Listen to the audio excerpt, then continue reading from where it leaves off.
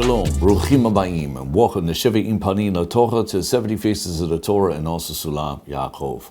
I'd like to greet everybody a Chag Sukkot Sameach, happy Sukkot, everyone, to wherever you may be at in the world at the time you're watching this video. Sukkot in Hebrew is known as Man Simchotenu, as a time of our joy or a time of our rejoicing. And what's significant about that as being a time of our joy is that it represents the time that the Shekinah, which the Torah alludes to at times as the Ani HaKavod, which means the clouds of glory, had returned to Klal Israel. And this took place about 5 days after Yom Kippur, which was on the 10th of Tishrei, and 5 days later brings us to the 15th of Tishrei, which marks the time of observing Sukkot. Now, besides some of the other terms that Sukkot is known in the Torah, such as Asif, which is the Feast of Ingathering, the time that the Shekinah returned is after God's forgiveness of the Jewish people for the Chet HaEgel, the sin of the golden calf, in which Moshe, upon his final ascent to Mount Sinai, which was on the 1st of Elul, and he stayed there for 40 days and 40 nights, he finally descended with the second set of tablets, or Luchot, which took place in Parashat Ki Tisa, and Hashem there mentioned he forgave Israel for the sin. And so 5 days later, when the development of the Mishkan was being done underneath the supervision of Moshe and Betzalel, there was the return of the Shekinah in the form of clouds, and that represents a time of rejoicing. Now, there's a lot of other different topics that we can explore for the theme of Sukkot, specifically why the Torah refers to it as Chag Asif early on back in Parshat Mishpatim, which literally means the Feast of Ingathering, and that alludes to the fall season in which we transition between the 6 months between Tishrei to Nisan, in which you enter into the rain seasons, the winter, in preparation for what's called Chag HaKasir, which is the feast of the springtime. And so there's a significant meaning, both physically and spiritually, regarding why Sukkot is known as the Feast of Ingathering. There is a very much a Thanksgiving type of theme that is also connected with that. Okay, the idea of bringing one's harvest into one home, that's on the physical level. There's also a spiritual meaning to that as well, about gathering sparks, gathering souls, and things of that nature. And so as we see throughout the theme of Sukkot, the 7 days, there's an emphasis of giving thanks to HaShem during the actual 7 days. We are also invested in the Hallel, the verses of praise that we recite from Sefer Tehillim, or the book of Psalms. Obviously, we go into our Sukkah with our Arba Minim, our 4 species, such as the Lulav, the Yethrav, the Arava, and the Hadas, and we wave those in 6 directions, north, south, east, west, heaven and earth, in which we give praise to God, in which we give thanks to Him. And therefore, we recognize God's kindness. We thank Him in advance for His blessings that He's going to bestow upon us for this new year. So there's a lot of interesting themes that go into the concept of Sukkot, especially when you get to the last day of Sukkot, which is called Hoshana Rabbah. While it's not mentioned in great detail in the Torah Shebektav, the written Torah, it is documented in somewhat detail in the Torah Shebal Peh, the oral Torah, especially what we find in the Mishnah, amongst the practices and customs that were done on that last day in the Beit HaMikdash. Now, obviously, there's a lot of deep mystical symbolism connected to it, and you can take a look at the passages brought down in the Zohar and other mystical literature as well. Specifically, that Hoshana Rabbah happens to correspond the Haftarah reading of Milchemet Gog and Magog, which is the War of Gog and Magog. And while many people have all different types of theories about what that means, it's a third world war, it's an Armageddon, the Torah is more concerned about looking at the internal war that happens within man, which is something tied to the Galut of Edom, or the exile of Edom, or the Roman exile that Israel has been experiencing for the past 2,000 years, which is also why Hoshana Rabbah is tied into the holiday of Mashiach, which also corresponds the 7th day with the holy Ushpinzin, the 7th exalted guest that we invite into the Sukkah for the 7th day, which is none other than David HaMelech. And so there's so many different themes that we can talk about, and time limits us, especially my schedule this time right now for this year. I'm very, very booked right now. Projects that I have going on. So God willing, I'll try to come to you guys with the teachings I do have available here. And for today's teaching, for Sukkot, I put together a teaching that's very interesting that deals with the Sukkah. And so I have called this teaching Leshkein and The Sukkah, which I have subtitled The Indwelling of God's Presence. And the topic of dwelling in the Sukkah is one thing the Torah commands us, but it's another thing when you ask yourself a question, where in the Torah do we find the mitzvah to build the Sukkah? You don't actually find the actual directive being spoken to from HaShem to Moshe. We don't find it, but it is there. It's found in various passages of the Torah that have anomalies in it. And so time doesn't permit me to get into that right now, because also that requires us to understand a lot of the halakha behind what constitutes a kosher sukkah. Okay, everything that goes into whether it's a 3-wall sukkah, 4-wall sukkah, the skach, things of that nature, the height and things of that nature. So it's very interesting when you delve into it. And not only that, the halachic makeup of taking the arba minim, the 4 living species that we use to engage Hashem in prayer. But I do have a teaching available I'd like to encourage everyone to take a look at that deals with the lulav. Definitely take a look at that teaching there. It's very, very eye-opening and looking at the inner components, the spiritual understanding of what the lulav represents, especially regarding some of the customs that we have in praying or waving the lulav in 6 directions, as I explained before: north, south, east, west, heaven and earth, and also the makeup of the arba minim, why we are commanded to take a lulav, a palm branch, an ethrog, which is not a citron. I mean, it has a variation of a citron, but it doesn't belong to any of the citron families that are basically out there, like oranges, grapefruits, or lemons, and things of that nature, limes. Rather, it's in a category of its own itself, and it always has to be connected to a living source of water. Then we have the hadas, the hadassim in the plural, which we take 3, what is known as myrtle branches, and those are in the shape of eyelids. And we take 3, not 5, not 1, but 3. And as I explained in that teaching, because they're in the shape of eyes, the 3 is a reference to the 3rd eye. That refers to the soul. And then obviously you have the aravot, or the arava, which deals with the willows, which are in the shape of lips. And we have a deep significance of dealing with Hoshana Rabbah, in which the willow branches would be taken out and beaten onto the pavement near the Mizbeach, the altar, which is also begging Hashem to rectify our abuse or misappropriation of our language, of our speech. And so, once again, there's a lot of interesting detail that we could get into for the holiday of Sukkot, but most importantly is being able to absorb that information and apply it. Not just going through rituals.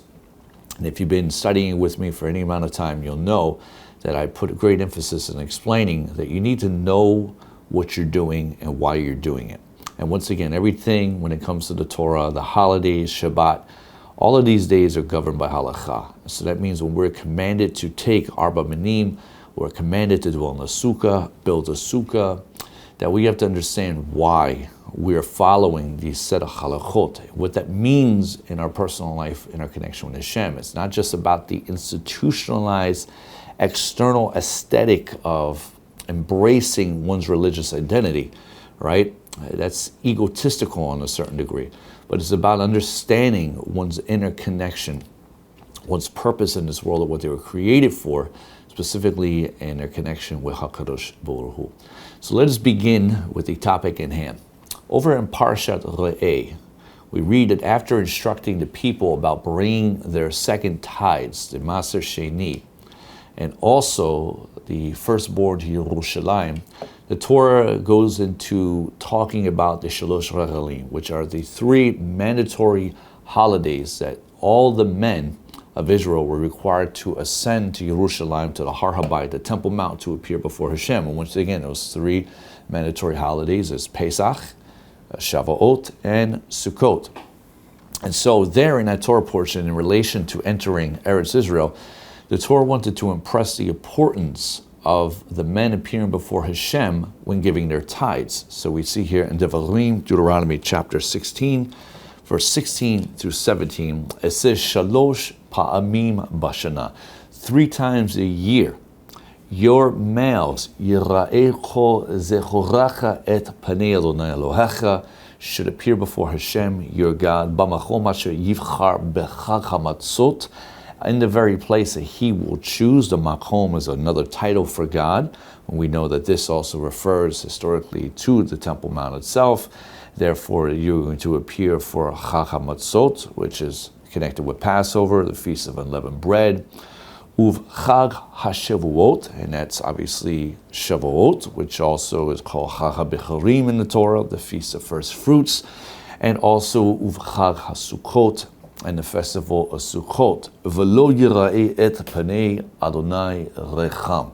Therefore, every man who appears before HaShem should not appear empty-handed, meaning that you don't come without offering something to HaShem. Rather, every man is to give according to what HaShem asher natan lach has given you. Okay?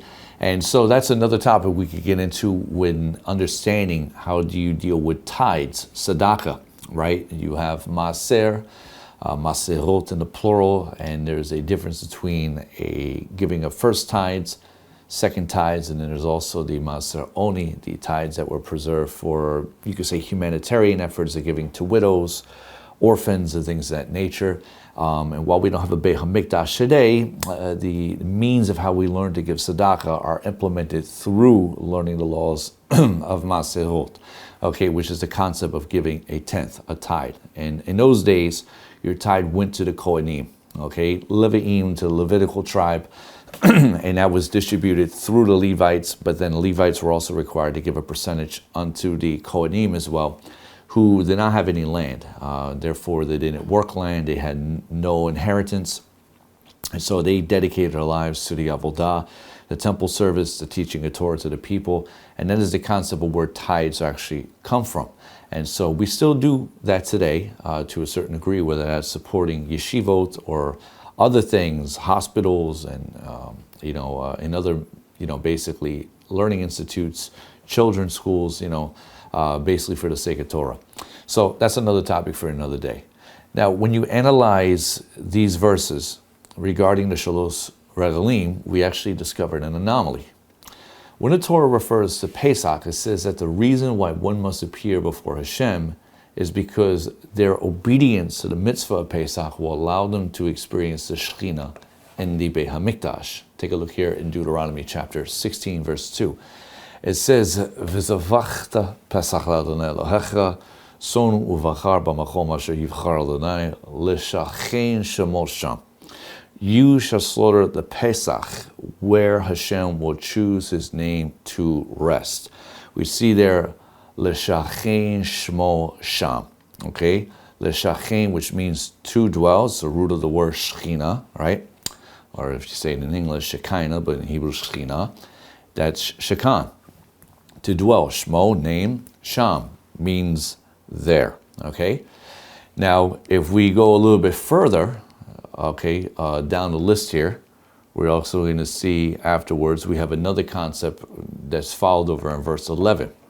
It says, "V'samachta lifnei Adonai Elohecha," that you shall rejoice, you shall have joy before HaShem your God, not just you, but also uvenecha, uvitecha, your son, your daughter, va'avdecha, also your servant, v'amatecha, your maidservant, v'halevi, and also the Levite, asher b'sharachecha, who's in your gates, and this refers to the Levitical courts that were established throughout Eretz Israel, v'hager, v'hayatom, and also the ger, and the orphan, the ger here, possibly refers to the ger toshav, which rabbinically is called a noachite, which means they were not legally obligated to the Torah like a ger tzedek, but yet they may have worked for a Jewish owner. They were basically a servant of some too, but not like an eved, like a slave, okay? And that's another topic to get into. Also, the widow who are among you, and the very place that Hashem would choose his name to rest. So we see in these passages here, and when it comes to Pesach as well as Shavuot, the primary purpose that one ascends to Yerushalayim is to experience what the Torah says here is Leshkein Shemo Sham, is to experience the Shekinah that dwells there, and that there is the Temple Mount. However, we read something different when it comes to Sukkot. We learn that even though the Torah identifies the Beit HaMikdash as the place that HaShem has chosen, the Torah does not use this unique phrase, Leshkein Shemo Sham, when it comes to the dwelling of the Shekinah in relation to the Beit HaMikdash. Let's take a look here at Deuteronomy Chapter 16, verse 15. It says, Shivat Yamim Tachol Adonai Elohecha. A 7-day period shall you celebrate to Hashem your God b'makom asher yivchar Adonai ki yivarecha Adonai Elohecha. In the place Hashem your God will choose. Okay, Hashem will have blessed you bechol tevoatecha, and all of your produce, all of your crops. Once again, we're dealing with the harvest, the fall season. Uchol maaseh yadecha, and also in all of the production of your handiwork. V'hayita ach sameach, and therefore you will be completely joyous. You will be very happy. Okay, so when we look at these verses in relation to the Shalosh Regalim, we have to ask the question that if the objective of ascending to Yerushalayim for these 3 holidays is to experience God's presence, why is the Shekhinah omitted when it comes to Sukkot? Why are we not finding the actual reference over here to actually experience God's presence there? What's going on over here? Well, when one fulfills the mitzvah of Sukkot with proper kavanah, they actually become Hashem's partner in the creation of the world. What does that mean? I mean, how does obedience to the mitzvah of Sukkot make one a partner with Hashem, especially if the world has already been created? What does that actually mean? Well, on another level, and this also requires another topic to get into to explain in greater detail to understand what I'm about to say.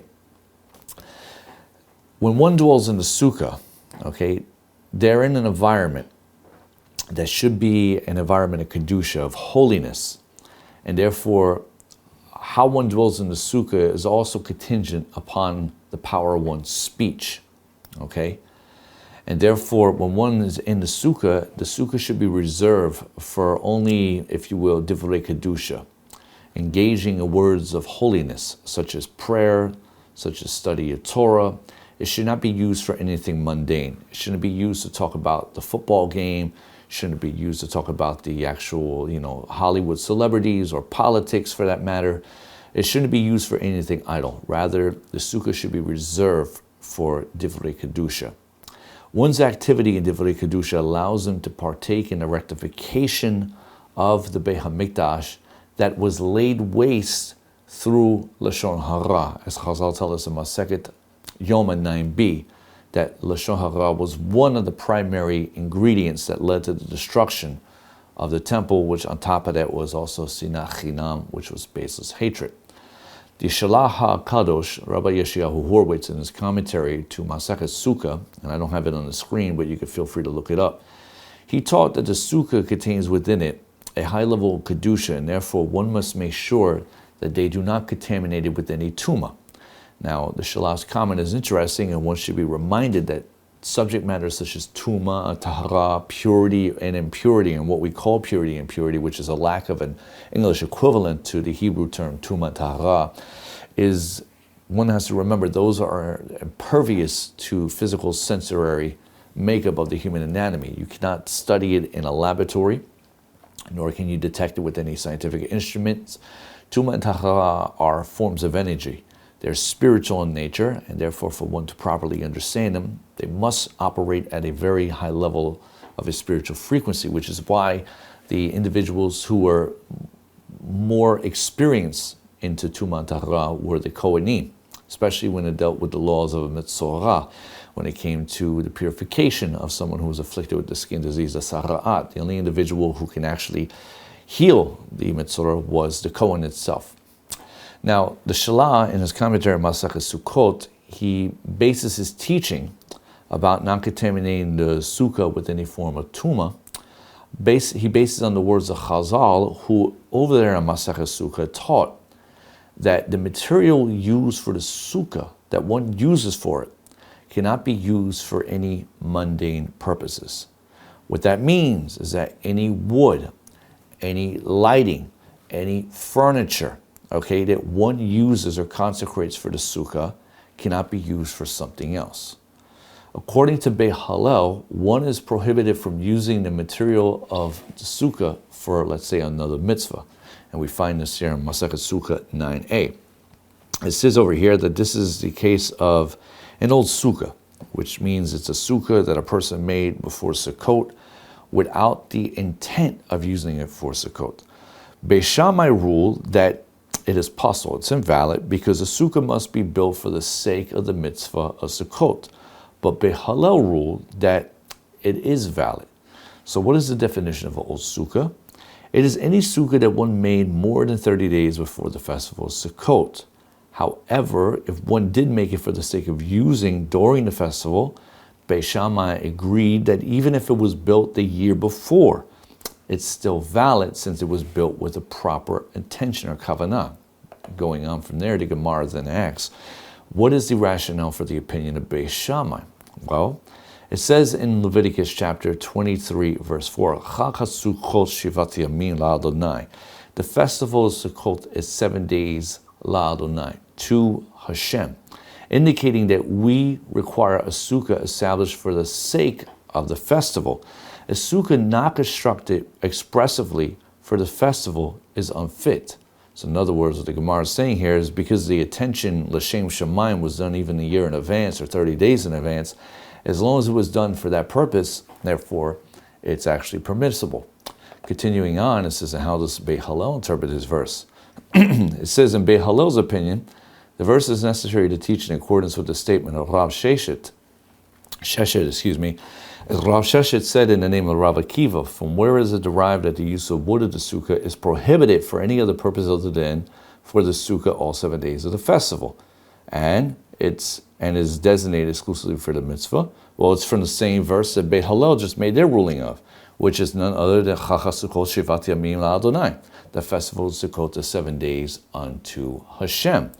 And the Gemara then goes on afterwards and says, and it's also taught in the Baraita, which is an additional piece of Mishnah literature for those who don't know that, in explanation that Rav Yehuda ben Betira said, just as the name of heaven, now this is important, pay attention to this, it says that just as Shem Shemayim, just as the name of heaven takes effect upon the festival of the peace offering, so too the name of heaven takes effect upon the Sukkah, as it's stated using the same verse from Leviticus. The Chag HaSukkot Shivat Yamin LaAdonai. The festival of Sukkot is 7 days unto Hashem. Just as the festival offering is consecrated to Hashem, so too the Sukkah is consecrated to Hashem. Very interesting when you delve into how Jewish law makes a ruling on a specific practice. You see that you can have two views on one verse and they're diametrically opposed, but then we find great insight, to how this works out, and also greater insight to understand how the ruling is ruled upon. So let's dig this apart here, peel this apart. The lesson behind this Microcosm is that any material that was designated for basically a sukkah is prohibited for being used for something else. This concept in Hebrew is called cherem. Cherem refers to property that was segregated or consecrated for Hashem. Once something was declared as cherem, it was prohibited to make use for it for something else. And we actually find this in Vayikra, Leviticus chapter 27, verse 28. It says over there, Akol cherem asher yacharni ish la'adonai. However, any segregated property that a man will segregate for the sake of Hashem, mikol asher lo me'adam, from anything that is his, whether that's a human, which is a human himself, it could be an eved, a servant, etc., or uvahema, an animal, or umisadeh, or a field, or achuzato, or it could be an ancestral heritage. Lo yimacher, it cannot be sold. Velo yigael kol cherem kodesh kodeshim hu la'adonai. It may not be sold, it may not be redeemed. In other words, anything that has a status of cherem, you can't redeem it during the years of Yovel, which is the consummation of the Shemitah years. It cannot be redeemed. Therefore, it is considered the most holy of holies to HaShem. Interesting. So when it comes to the Sukkah, the sanctity of the components of the Sukkah are not derived for being used for the Mitzvah. Rather, the Kedusha is an intrinsic part of the Sukkah during the 7 days of Sukkot, even when no one is in the Sukkah. So when asked for proof of this concept, Chazal alluded to the verse in Parshat Re'eh that said we are required, as we read earlier, Chag HaSukkot Ta'aseh Lecha Shivat Yamim, that we are required to produce for ourselves a sukkah for a 7-day period. And we'll go back to that verse there in Deuteronomy 16, verse 13. HaSukkot Ta'aseh Lecha, you shall literally produce the festival of Sukkot Lecha, for yourself, Shivat Yamim, for a 7-day period, which is when you shall be'aspecha, there you have a dagesh in the fei, which is a pei, from your threshing floor and from your wine vat. So this is where we get the concept of Sukkot being identified as the Chacha Asid, the feast of ingathering. So I want you to pay attention to this. The fact that the Torah says, HaSukkot Ta'aseh Lecha, that you shall produce the festival of Sukkot, teaches us that not only is the material that we use for the Sukkah, not only that material must be cherem, must be consecrated, but also we ourselves must have the status of being cherem, okay? And I will explain this later, and this comes back to what we just actually read here from the Pasuk in Vayikra Leviticus 27:28, when it says over here that any achol cherem asher yachari isha Adonai mikol asher lo me'adam, any consecrated, segregated property that man will segregate or consecrate for the sake of HaShem, anything, me'adam, whether that's a man, uvahema, animal, etc., that includes man himself, based upon how this verse reads here in Deuteronomy 16:13. And I will get back to this towards the end of this teaching, since this is really the main point of this teaching as well. So the understanding behind the inherent Kedusha of the Sukkah is very intriguing.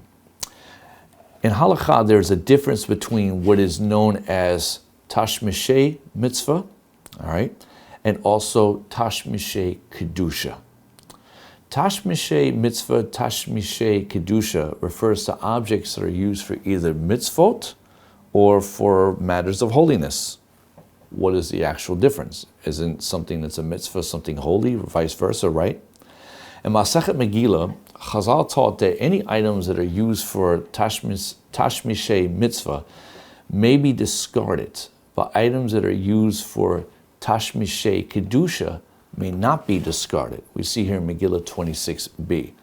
It says over here, regarding any articles that are Tashmishei Mitzvah, okay, which is used in the performance of the mitzvah, they may be discarded or thrown out after use. Although these items were used in the performance of a mitzvah, they are not thereby sanctified. However, articles that have the status of Tashmishei Kedusha, of holiness, okay, which deal with the sanctity of God's name, which God's name is written on it, those things, you cannot discard of them, okay?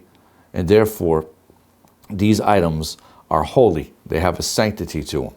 And so it says, items that are considered articles of a mitzvah, anything that's Tashmishei Mitzvah, they are, take a look here, a sukkah, a lulav, a shofar, tzitziot. These are items that are considered Tashmishei Mitzvah. But now, articles that are considered Tashmishei Kedusha, of holiness, that you can't discard are what? Sifrei Torah, Torah scrolls, tefillin, mezuzot, okay? And also a container for a Torah scroll. And therefore also the covering for the batim, the houses of the tefillin, and also the retzuot, the leather straps for the tefillin. These cannot be discarded. Normally, what happens is you will bury them in a sacred area when you have to discard them in a very proper manner of etiquette. You basically, there's usually, in a Jewish cemetery, there's an area preserved for you to discard of any holy artifacts that contain the name of God. And therefore, items that are Tashmishei Kedusha, you discard of those things there. A lulav you don't put inside of a special cemetery, you can just throw it out, right? Same thing with tzitziot. I mean, tzitzis may appear to be holy, but technically they get frailed and frayed. You can discard of them, buy some new ones, etc. So how does this work? The concept of Tashmishei Mitzvah and Tashmishei Kedusha is very interesting when you study it in great detail, because even though Chazal ruled that items that are Tashmishei Mitzvah can be discarded, the Halakha teaches that when a Sukkah, which as we learned here from the Megillah, from our second Megillah 26b, and the Gemara, even though it has the status of Tashmishei Mitzvah, it also has the status of Tashmishei Kedusha, but only during Sukkot. Fascinating. That means that if a sukkah is not used during the 7 days of Sukkot, one is not permitted to discard it like they would, let's say, a shofar or a pair of tzitziot. So how is it possible for a sukkah to have both the status of Tashmishei Mitzvah and Tashmishei Kedusha? How is that possible? Because we just read there, Chazal said that a sukkah and the Arba Minim have the status of Tashmishei Mitzvah and you can discard it. How do we make sense of this? Items, once again, that are Tashmishei Kedusha are considered holy because they have the name of HaShem written upon them. So one could say, where's the name of HaShem written on the sukkah that allows it to have the status of Tashmishei Kedusha during the 7 days of Sukkot? Mind you, we don't put mezuzot, okay, on the sukkah because it's not a permanent dwelling place. It's temporal, right? That's why we put mezuzot upon where we dwell, our residence, our homes. Furthermore, if Hashem's name is upon something, how can it have the status of Tashmishei Mitzvah, which is what a sukkah normally is? Its status is outside of Sukkot, but when it's during Sukkot, it's Kedusha, right? So as the Gemara was mentioning here, a Sefer Torah is Tashmishei Kedusha, whether it's being read or not, okay? If that Sefer Torah is in the Ark and it's never read, it's never learned from, it still has a status of holiness. Tefillin, once again, have a status of Tashmishei Kedusha, whether one is putting tefillin on or not. Why? Because once again, the Kedusha that's contained is the name of Hashem within those holy articles. So how can a sukkah have the status of Tashmishei Kedusha during Sukkot, but resort back to the status of Tashmishei Mitzvah after Sukkot? When it comes to the sukkah, Chazal ruled that the minimum height of a sukkah is 10 tefachim, which is the rabbinical measurement of biblical metrics, if you want to say, for measuring devices. We see here in the Mishnah to Masechet Sukkah 1:1, and this deals ultimately with, where we find the actual command to build a sukkah, because in the actual written Torah, you only find the command to dwell, but the command to build is there as well, but it's through anomalies that we find in the Hebrew and been spelled out in the actual Mishnah, and then the codifications like the Mishneh Torah, we learn more about it, the Shulchan Aruch. So it says over here, it says, a sukkah shehi givucha lemala me'esrim ama, sukkah that is not at least 10 tefachim high, and one that does not have 3 walls, and one whose sunlight is greater than its shade, which is the roof that deals with the skach. Okay, each of these type of sukkahs is considered apostle. It's considered invalid. And I would just like to mention here that I do have a very interesting 2-part teaching that deals with the whole concept of Melchama Gog and Magog and the sukkah. That when most people are, getting ready to bid the Chag of Sukkot farewell, maybe they're absorbing the last bitter, not bitter, but the last moments of joy in their sukkah on Hoshana Rabbah, they don't realize that it's actually an imminent day of danger, based upon what we read in the Haftarah, and that a lot of the measurements halachically that Chazal came up with to building the sukkah, especially the tzkach, has to deal with the whole concept of Mashiach, which is not just a personality, but also a consciousness, which deals with a lot of concepts that allude to in the end of days. And so it's a very interesting 2-part teaching. And as I said, depending on time permitted, would determine whether or not I'm able to get the teachings out. But I do have 2 teachings on that that go into great detail, because it's a very interesting teaching, especially for people who are not familiar with the oral Torah, to understand that the measurements that Chazal bring down, that these are not just dry and cut rabbinical rulings. You have to make it this way or that way, but it's actually deep insight, okay, behind the halakha, to understand a lot of what you can say the Kabbalistic intention, the mystical meaning behind these things that deal with the development of man, his personality, and the evolution of man himself. This is also the spiritual makeup, which leads to the Geulah, the redemption process. So nonetheless, I digress back here to what we're talking about. So we see in the Mishnah once again that there is a minimum, okay, measurement to when it comes to building a sukkah. All right, and we see here that if it's not 10 tefachim high, it doesn't meet the actual halakhic requirements, it's not a proper sukkah, which means that buying a tent from your local sports store does not make it a sukkah. Even if one attempts to construct something out of the goodness of their heart, it has to be according to the halakha. So the reason why a sukkah must have a minimum height of 10 tefachim is because the Shekhinah never descends upon a sukkah lower than 10 tefachim. Now this concept was alluded to earlier in Masechet Sukkah, where Chazal taught about the importance of the sanctity of Asuka. And there Chazal explained that just as the name of HaShem, the Shekhinah, rests upon the korbanot, likewise as the name of HaShem rests upon a sukkah. And we'll go back there. It's a baraita that was mentioned in Sukkah 9a, brought down in the name of Rabbi Yehuda. It says over there that just as the name of heaven takes effect upon any of the festival peace offerings, likewise the name of heaven, the name of HaShem, they're both synonymous, takes effect upon a sukkah. As it says, Shene'amar Chacha Sukkot Shivat Yamim Adonai. The festival is Sukkot, the 7 days unto HaShem. And so just as the festival offering is consecrated La Hashem, to HaShem, likewise Af Sukkah La Hashem, the Sukkah is also consecrated to HaShem, which means the presence of God is on the Sukkah like the presence of God is on the Korbanot. Interesting. Now, let's pause for a second. And let's think about the Bircha Hamazon, the blessing that we say after we eat our meals. Everyone is familiar that at this time you daven from a machzor. We have a machzor for Rosh Hashanah, a machzor for Yom Kippur, and we have a machzor for Sukkot. There's a machzor for Pesach, Shavuot, etc. Now, if you pay close attention to Bircha Hamazon, specifically for Sukkot, you'll notice there, out of all the other holidays, we petition HaShem to rebuild the fallen sukkah of David HaMelech. And in that section there, we say, Harachaman hu yachin lanu et sukkot David hanafelet. The compassionate one, may he erect for us the fallen sukkah of David. Now, the request to build the sukkah David hanafelet is not a personal sukkah of David HaMelech. Rather, it's a reference to rebuilding the Beit HaMikdash.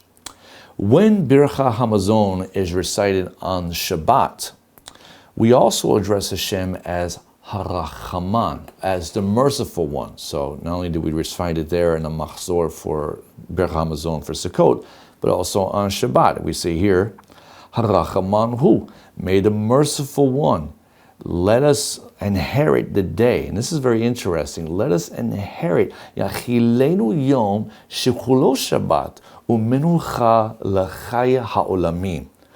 The day which will be all Shabbat and also Menucha, complete rest for life everlasting, or you can also say Chaya Ha'olamim is eternal life. Fascinating use of language here. The Harachaman prayer on Shabbat reflects the concept that Shabbat is considered Min Olam Haba. It's a semblance of the world to come. And so by invoking the Harachaman of Shabbat, we are requesting that Hashem bestow upon us that day which is completely Shabbat, which is a reference to the world to come, which is going to be like an eternal Shabbat, a Chai Olam, an eternal life of Shabbat. In other words, it's not just a day out the week, a Saturday, a Friday sunset to Saturday sunset. It's a state of mind that one taps into. It's a complete transition to another dimensional reality that one experiences HaKadosh Baruch Hu. And so in addition to Shabbat, the other Harachaman prayers for the respective holidays, and also Rosh Chodesh, are what the rabbis consider a mi'inei deyoma, which means is a request to reflect the spirit of those days. It's to reflect a reality, a living in that concept. So when it comes to Sukkot, and we ask Hashem to rebuild the fallen Sukkah of David, which is none other than the Beit HaMikdash, we want to relive that which used to exist, but make it something eternal.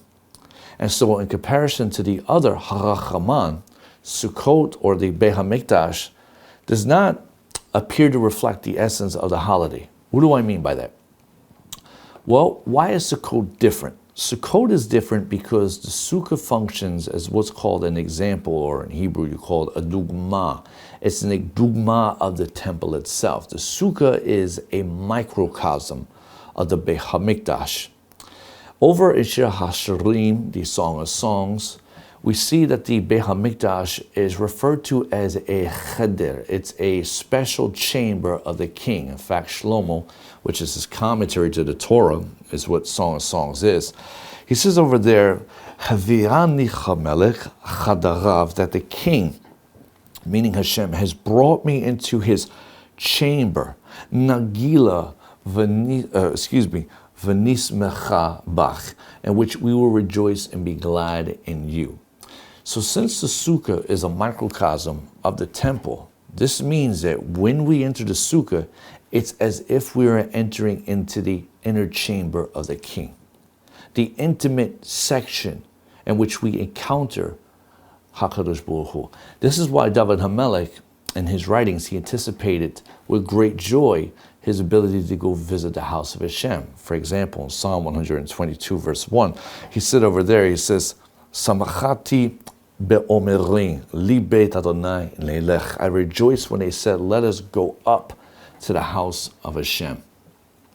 So now we can understand how a sukkah can have the status of what's called tashmishei kedusha, even though nor in the regular part of the year outside of Sukkot, it has a status of tashmishei mitzvah.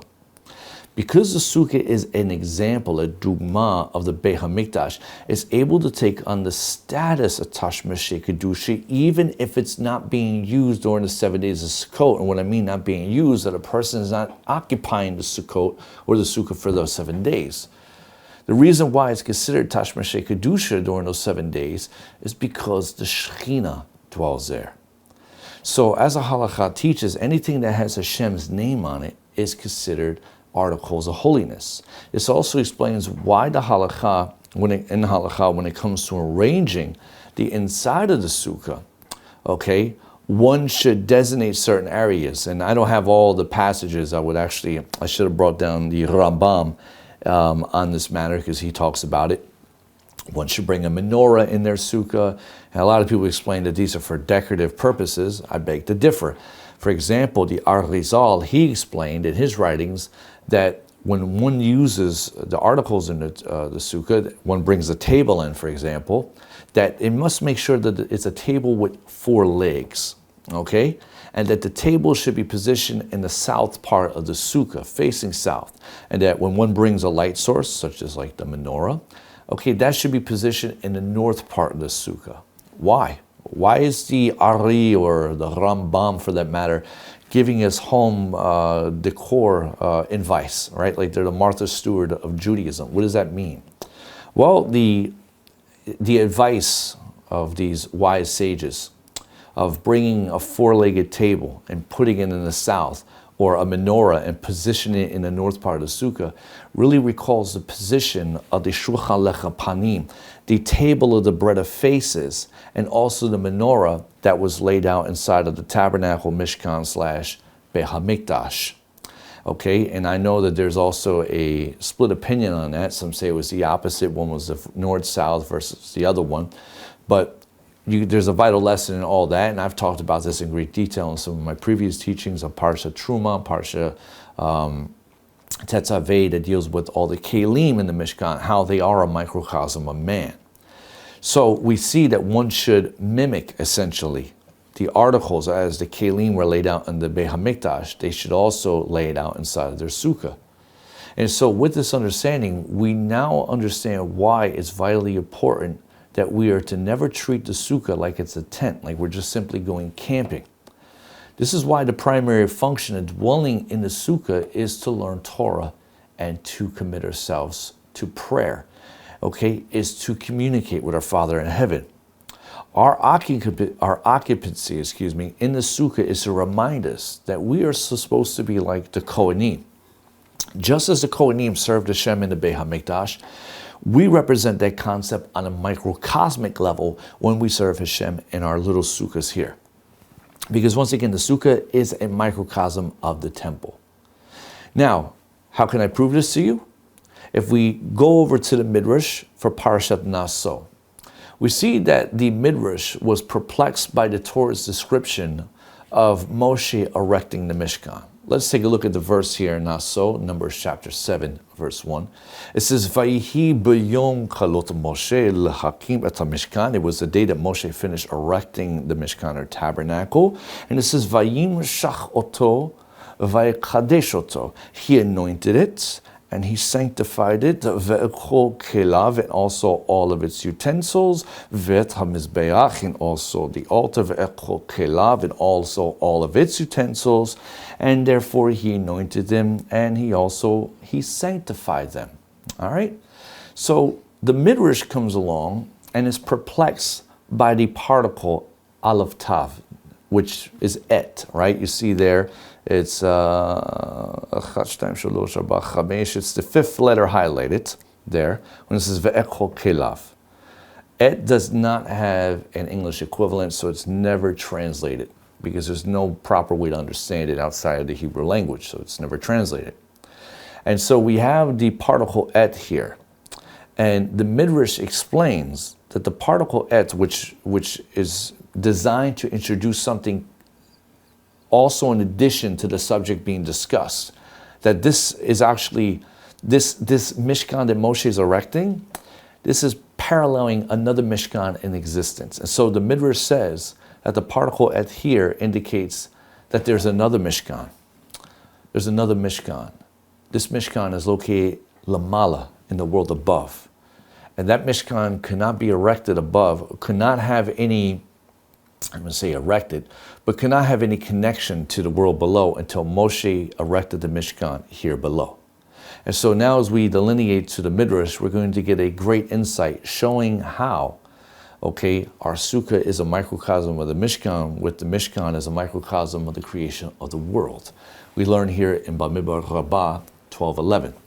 It says over here, Lahakim HaMishkan. He calls the Mishkan to be established. In Kativ Khan, the verse does not say Eli Lahakim et HaMishkan. Moshe finished erecting it. It says he finished erecting et HaMishkan. See, there's the particle et there.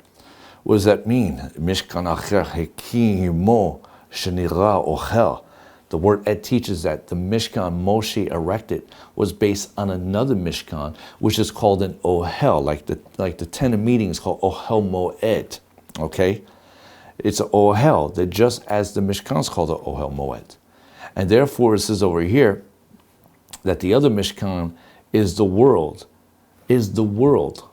Fascinating, as it says in Isaiah chapter 40, verse 22, when it says, Vayim taches ka'ohel lashavet, that he who spreads the heavens like a thin curtain and stretches them like an ohel to dwell in. So what we see here is that there's a connection here that just as God, as Isaiah recalls the creation story, we know that the Mishkan had curtains spread across. There's similar language in the creation story as we find in the creation of the Mishkan. This is what the Midrash is trying to draw our attention to via the strategy of exegesis. And so we see that the reference of the world here is going to be used by the Midrash. Another example, it says, Sha'ad shelo hukam, ha-mishkan haya ha'olam, rotate Mishikukam, that before the Mishkan was erected, the world was trembling and unstable. But once the Mishkan was erected, the world became firmly established.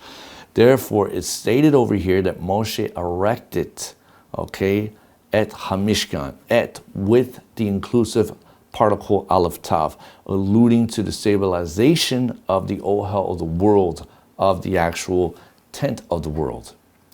So the reference of the world not being stable, it alludes to the concept that God's presence was not dwelling in the lower world. The Midrash then continues by demonstrating how the Mishkan is a microcosm of the world. We go on here to Babimba Rabbah 12:13, and it says regarding creation, Reishi bara Elokim, etc. Right? We see here that David HaMelech, it's stated in Psalms 104 verse 2, and which he sits over there, Note Shemaim Kahira, okay, that he stretches out the heavens like a curtain. Likewise, it says over here regarding the establishment of the Mishkan in Exodus chapter 26, verse 7. Ve'asita yeriot izin le'ohel al hamishkan, etc. Okay, that you shall make the curtains of gold here for the ohel. And here I left at the end of that passage from the Midrash. The Midrash is focusing on the word here, yeri'ah, which means a curtain to spread out. Exactly, we use this verse actually, depending on the Ashkenaz and Sephardic custom, when we put the talit on in the morning. Okay, so we have this concept, this connection here of establishing like a curtain. The Midrash goes on to say, also regarding creation, it says in Genesis chapter 1:6, it says, Yehi rakia, that God said let there be a rakia, which we translate as a firmament. And likewise, this is Vayhi Mavdil, that this firmament is going to separate between water and waters. Okay, Uva Mishkan Kativ. And regarding the Mishkan, it says there in Exodus 26, verse 33, it says, Vehivdila haparoket lachem, that there shall be a paroket, a partition that shall separate you from the Holy of Holies and what we will call the Yehezqel, the sanctuary, which had the altar, golden incense, the menorah, the lechem, panim, the shulchan, etc. There should be a havdalah, separation between those two, separating the Holy of Holies from the rest, just like there was a separation from the upper world from the lower world in the beginning of creation. The Midrash goes on regarding creation. It says in Genesis chapter 1, verse 9, it says, Yikau uchamayim mitachat hashamayim, let the waters beneath the heavens be gathered into one area. And regarding the Mishkan, what do we find with water? Exodus 30, verse 18, we learned about the kior, okay, the laver in which the Kohanim will wash their hands and their feet. Vasita kior, nechoshek vekano, nechoshek lerachsa. Okay, you shall make a copper or a bronze laver and its base of bronze or copper for washing. Place it between the tent of meeting and the altar, and that's the outer altar, and you shall put water there. And we go on afterwards regarding creation, Genesis chapter 1, verse 14, Yehi merot, let there be luminaries, birakia, in the firmament hashemayim of the heavens, uva mishkan, corresponding to the Mishkan, where we find in Exodus 25, verse 31, it says, ve'asita menorat zahav tahor, that you shall produce a menorah of pure gold, which is a source of illumination. Okay, so the menorah somehow not just corresponding physical light, but also is a reference to like spiritual light, which also the luminaries have a dual meaning to as well. And we go on regarding creation, Genesis chapter 1, verse 20. It says, V'of ye'ofef ha'aretz, that the fowl, the bird, shall fly about over the earth. Or what do we find regarding the Mishkan? Exodus 25:20, V'hayu ha'keruvim, the cherubim shall be with wings, kanafim, with their wings spread out, touching each other, like when they're face to face. So we find the connection there with cherubim and also the birds of creation. Going on from there, we find with creation, Bashishi, on the sixth day, Genesis 1:27, it says, Nivra Adam, man was created, Uva Mishkan. And what do we find with the Mishkan? In Exodus chapter 28, verse 1, it says, Ve'ata hakerev elecha et Aharon achicha. On this day you shall bring forth to yourself Aharon, your brother along with his sons to minister to me. So we find this correspondence that Adam HaRishon was the first Kohen, exactly, the first Mashiach figure, because that was Aaron was. He was a Mashiach figure. He was anointed. That's what Aharon was, and there's a deeper teaching again into that Adam and Chava, they wore garments of light, okay, which in Hebrew is called or, aleph vav resh, but then they were given garments of skin, which is also called or in Hebrew, but it's not aleph vav resh, it's ein vav resh, and therefore Aharon possessed garments similar to Adam HaRishon in his glory before his downfall.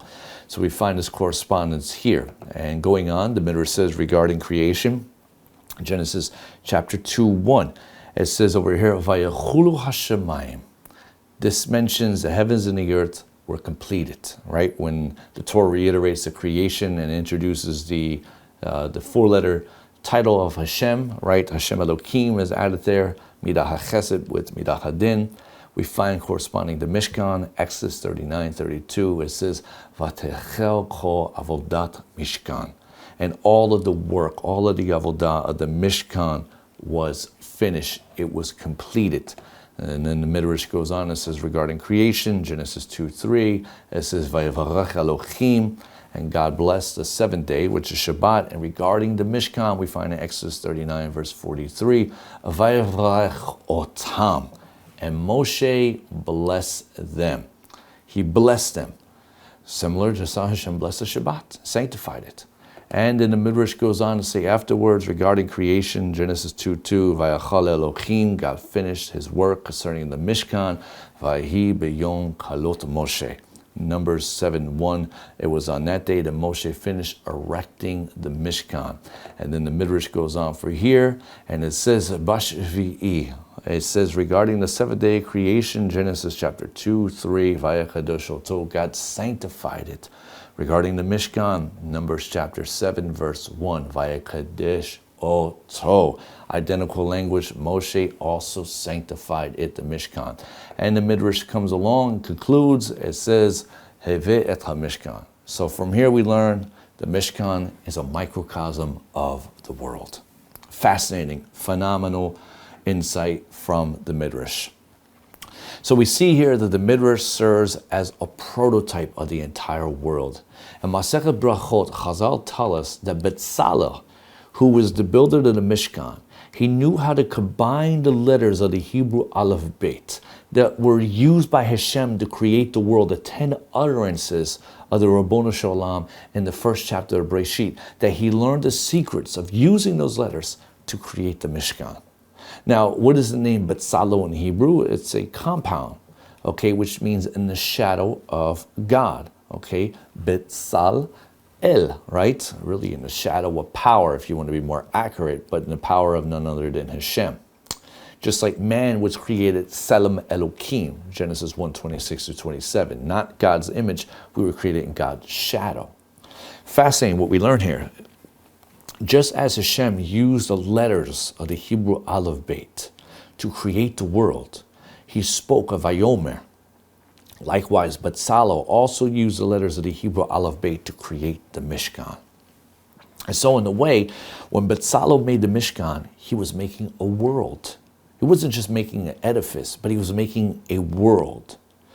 And as a dwelling place for Hashem, the Mishkan and later the Beit HaMikdash, it stabilized the creation.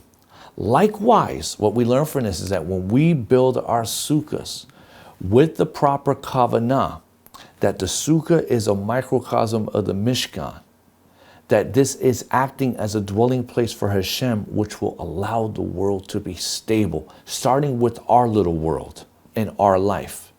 And so in this aspect, we are considered partners of Hashem in the creation of the world. Now we can understand why the phrase Leshkein Shemo Sham is omitted from the holiday of Sukkot when it's mentioned in relation to Pesach and Shavuot. On Sukkot, the Mishkan or / Beit HaMikdash is not a required dwelling place for the Shekinah. Why? Because the Shekinah is present in our sukkahs. Once again, the Sukkah functions as a dugma of the Mishkan, and therefore Leshkein Shemo Sham applies to our Sukkahs. As long as the Sukkah is kosher, as long as the Sukkah is built according to the halakha with the proper kavanah, the Shekinah dwells in the Sukkah. But what happens if a person built the kosher Sukkah, they followed the halakha, but they don't experience the Shekinah? There's a lot of people who do that. Well, one of the things that's very important, and I explained this at the beginning, I explained this before, you need to know why you're doing what you're doing. Simply doing things because it's what we do at this time of the year.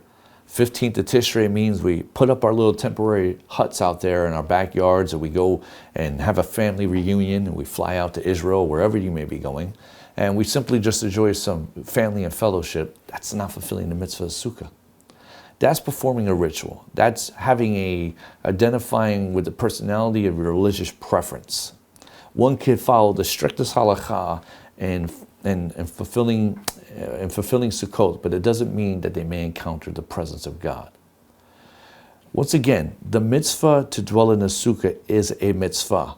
It's not a recommendation, it's a command. The word mitzvah in Hebrew comes from the Aramaic root savata, which means to be bound to. And so what that means is that whenever we fulfill a mitzvah, figuratively speaking, we are binding ourselves to HaShem. There's an energy that is being enhanced around us. Once again, it is the Torah Shabbat Pei that explains all of the halakha, how one is able to properly, not just build a sukkah, but how to properly fulfill the mitzvah of the Torah. When one blindly follows any halakha without kavanah, they're not properly fulfilling mitzvot. They're not properly attaching themselves to Hashem. They're just following religion. The kavanah behind the halakha is Kabbalah. What that means is that the kavanah, the intention behind following Jewish law, is the spiritual root of how we walk, halach, holech, in the commandments which bind us to Hashem. That's what that means. If one simply builds a sukkah and they sit in it without any kavanah, because this is the letter of the law, that means that they are not properly connecting to Hashem. It's almost like taking an appliance and plugging it into an outlet and there's no power there. Sure, you plugged it in, but you're not actually getting the benefit out of it. It just looks good on the outside. And therefore what happens is a person doesn't truly experience the Shekinah. Now, I explained in this teaching that the Sukkah is a microcosm of the Mishkan / Beit HaMikdash, and that the Mishkan is a microcosm of the world. When Hashem originally commanded Israel to build the Mishkan, you have to understand, he never desired for Israel to build for him an inanimate object for his presence to dwell in, because his presence cannot be contained in any physical structure or spiritual structure for that matter, because he exists out of any created reality. That's both the physical and spiritual realities. When we go back to Parsa Truma and we encounter, the command to create God a dwelling place, we find something fascinating over there. We turn to Exodus 25, verse 8 and 9. Through 9, God says, "Ve'asu li mikdash ve'shachanti betocham. ככל אשר אני מראה אותך את תבנית המשכן ואת תבנית כל כליו וכן תעשו. They shall make me a sanctuary, so that I may dwell in them." I know some translations say among them. That's not accurate technically. Gives a good rough understanding, basic understanding for English readers, but the Hebrew betocham, be, prefix bet, in, tocham is plural for toch, them in the middle. Therefore, like everything I show you, the form, which is tabnit, which means blueprint of the Mishkan, the tabernacle, and all the blueprints of the vessels, v'chein ta'asu, and likewise shall you produce. You shall produce this, Moshe. Now, there's a very interesting thing in this verse, a few anomalies, besides the fact that God doesn't want us creating a physical building. And how do I know that? Well, basic reading in Hebrew tells me that. If God wanted a building, it would not have said, "Ve'asu le'mikdash v'shachanti betocham." It would have said, "Ve'asu le'mikdash v'shachanti betochai." Okay? And they shall produce for me a dwelling place, betochai, that I may dwell in it. Betocham, once again, it means in them. Toch is the root of tocham, which means in the middle, it, okay, which refers to the people, prefix beit, in. But I want you to take a look at the rest of the verse here. That verse 9 ends with God telling Moshe, V'chein ta'asu, so shall you produce. So shall you produce. I know it says do, but asa means to produce, to make, to manufacture. According to most people's understanding of this verse, HaShem showed Moshe Rabbeinu something in the world above, right? Can't explain it, right? It's up to a person if they believe in this type of stuff, the mystical aspects of the Torah, that there are other dimension realities that exist outside of this reality. And in those other realities, we find a blueprint for what exists in this physical world. And so the only thing with the physical building of what happened with the temple and the tabernacle, I should say, is that came as a result of the sin of the golden calf. Okay, and I've talked about this in previous teachings. Feel free to go back on the YouTube channel to look at those teachings. But before that happened, Parsha Truma and Parsha Tetzaveh are pre-Egel Zahav, even though the Torah doesn't go through a chronological sequence at all times. That's another matter for another topic for another day.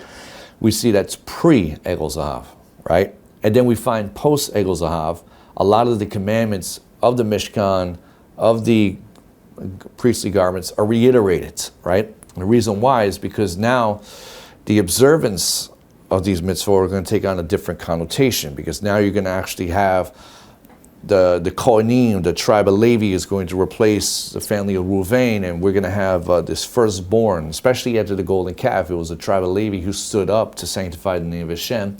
Therefore, they were honored by Hashem to be able to have the firstborn status, to serve as God's Kohanim, etc. But prior to all that happening, the idea of God dwelling in something was the Jewish people. That was the goal. Okay? And so God says here that so shall you produce, so shall you make. So if this is pre-Egel Zahav, how do you make something that's intangible? I want you to pay attention to the grammar here in verse 9.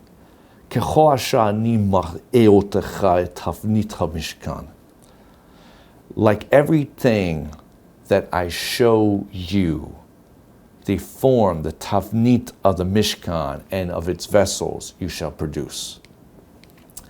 Anyone with a basic understanding of Hebrew grammar knows that if you are having a conversation with a person and you are desiring to show somebody something, like in this verse, Hashem wants to show Moshe the blueprint of the Mishkan and his vessels, what would you say to them in Hebrew? Well, you would say to them, as it says at the top, Ani ma'elcha, let me show to you et tavnit Mishkan, the blueprint of the Mishkan and the kelim, etc., etc.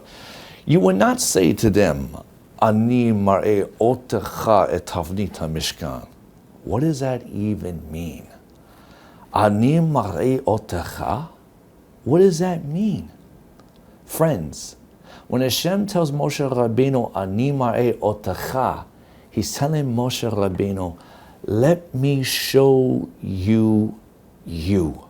Because once again, this is an intangible concept.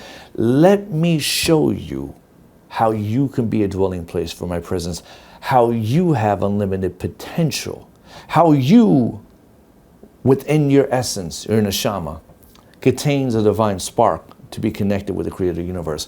Which is why when you study all of the kelim in great detail, the altar, the korbanot, on top of that, the Mishkan, everything is a microcosm of man. The Mishkan is a microcosm of man. And man is, guess what? A microcosm of the universe. How so? Take a look at this graphic. On this image, you see a depiction. At the top left is a brain cell. At the top right is the universe. In the middle, you see the birth of a cell. To the right of that is the death of a star. And at the very end, we all see there the pupil, the eye. And to the right of that, we see the nebula. To sit there and look at these things in creation, And to see how parallel, closely they are, is not a random act of creation. This is by divine intelligence, by divine design, which means man is more than a biochemical suit. Man is a soul created in the shadow of the Creator. And so when God tells Moshe Rabbeinu, once again, Ani mar'e otacha, let me show you, let me show you, Kenta Asu, how you produce a dwelling place for me. And so, for us to merit, to be zoche, to experience a Shekhinah, okay, we must see ourselves as a Sukkah, as a Mishkan, as a Beit HaMikdash. And that means if we simply blindly follow commandments just by the letter of the law, we don't have any kavanah connected with HaShem, we don't merit the presence of God. We don't experience it. Now, that's, I'll also say here as a side note, is different strokes for different folks. What I mean by that is everyone's walk with God is different. It's subjective. I can't sit there and say, if you don't do things like I do, you won't experience God's presence. That would be quite arrogant, because everyone's at different levels with God. My point is, when people do things with the proper kavanah, with the intention of connecting with their Father in heaven, they are going to experience Hashem. And there's a plethora of classes we could get into, topics on this. Okay, Kabbalistic, Chassidut, all types of things that we can get into that deal with this subject matter on a very deep level. Okay, the proper meaning, one goes into the Sukkah. It's for studying Torah, for communicating with Hashem. What does that mean? How does one do it? Right? Does one just open a Chumash and just read the pages? Does one play music in the background? There's a whole unique dimension within that, which is subjective. And it's in there that one can experience Hashem, which is beyond audible words and sounds. It's where one is able to be absorbed in the silence of the Sukkah, where one is alone looking up through the schach, and they can see the stars, they can see the moon, and they're able to peer through, okay, the schach, embracing their Father above. God communicates in a unique way, whether that's through a thought, we call it Ruach HaChodesh, divine inspiration, through a word that a person may speak, maybe sitting with someone else, their spouse, their kids, and suddenly they receive a chidush, an insight. They can receive a vision, like the prophets. Maybe it's about their life, maybe it's about something happening in the community, who knows, right? It's all subjective, how a person connects with Hashem. But the primary point here is the intentions of how we connect to Hashem. And this is why I've titled this teaching, the Shekinah and The Sukkah, the indwelling of God's presence. That this is not just a 7-day festival that people just, go through the motions about. We have to understand why we're doing and what we're doing, right? Having the intentions of doing these things and doing it with proper kavanah and also joy. That's also very important. Sukkot is joy. It's a holiday of complete joy. Simcha, Zman Simchotenu. And David HaMelech in Psalm 100, okay, he says that Ivdu et Adonai b'simcha. We must serve Hashem in joy. And therefore, as you go through the holiday for the next 7 days, and you recite the Hallel, think about why you recite the Hallel. Think about the Kavanah when you recite the prayer passages of waving the lulav, right? We're thanking God. We say, Ana Adonai Hoshiana, Adonai Hatzechana. We're asking God save us, God bring us success. Why are the prayers in this format, right? Once again, the Hadassin, the Hadas, the 3 myrtle branches that look like eyes correspond to the third eye. Go take a look at my teaching in the Lulav to get a better understanding of that. Why? Is because one looks not with these physical eyes, one looks sight beyond sight. One looks with the eye of faith, of emunah and bitachon, that one sees great things upon the horizon, anticipate great and good things to come. Hashem will downpour His blessing. One anticipates that, one gives God praise in advance. That's the unique beauty of the Hallel. This is the difference why we recite the Hallel all during the 7 days of Sukkot, but during Pesach, which we recite the same Hallel, we don't recite it all 7 days. Because Israel, upon crossing the Yam Suf, they were not zoche. They didn't rejoice technically until they made it to the other side of the Yam, and they said, Baruch Hashem, we're out of danger, God drowned the enemies, we're safe.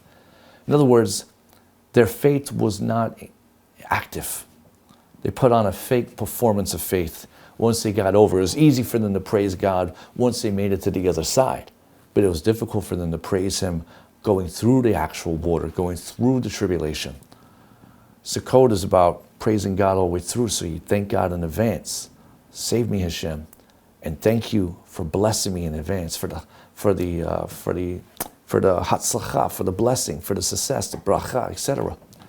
What gives God anticipation, blessings. So as you engage in your Sukkah this week, and you engage in an intimate rendezvous with your Father in heaven, allow yourself to enter into a dimension of sacred time, energy, that therefore as you leave your Sukkah, there's a 6-month period between Tishrei and Nisan, which you anticipate God to bestow upon you great blessing and goodness. Most importantly, in your relationship with Him and devotion to the commandments of the Torah and your family, with your spouse and your kids, and things of that nature.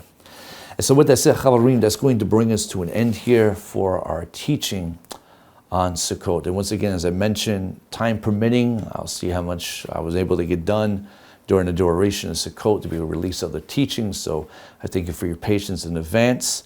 I'm very busy at this time. I'm committed to a few things that are going on behind the scenes, but nonetheless, I thank you in advance. And once again, if our organization is a blessing to you and you would like to donate, you can find a link right below the video in the description. We thank you in advance for your support. Also, we thank you for your prayers. And if you have any questions pertaining to the content of this teaching, you can always send me an email. And until next time, ladies and gentlemen, may the God of Abraham, Yitzhak, and Yaakov bless you and your families. Chag Sukkot Sameach, Shalom, and Kol Tov.